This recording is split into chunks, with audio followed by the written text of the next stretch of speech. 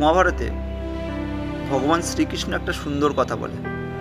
তিনি বলেন, একটা বৃষ্টির জল, ওই বৃষ্টির জলটা যদি কোনো নর্দমাতে গিয়ে পড়ে তাহলে দুর্গন্ধ ছড়ায়, মানুষ সেখানে যেতে চায় না, সেই জায়গাটাকে ঘৃণা করে। আর ওই বৃষ্টির জল যদি কোনো গঙ্গাতে গিয়ে পড়ে তাহলে সেটা হয়ে যায় গঙ্গা মা। মানুষ সেটাকে ভক্তি ভরে আস্বাদন করতে পারে এবং সেটাকে ঠাকুরের প্রসাদে ব্যবহার করা যেতে পারে।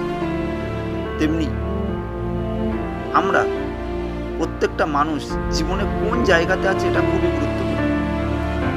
তুমি যদি কোনো খারাপ সঙ্গের মধ্যে থাকো তাহলে তোমার জীবনটা নর্দমার মতো হয়ে যাবে, যেখানে মানুষ যেতে খারাপ ভাববে, মানুষ তোমাকে ঘৃণা করবে।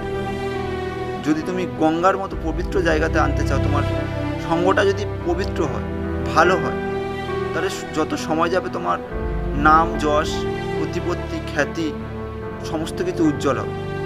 জীবনে ভালো কিছু বা বড় কিছু বা সাফল্য পেতে গেলে সঙ্গ পরিবর্তন করো।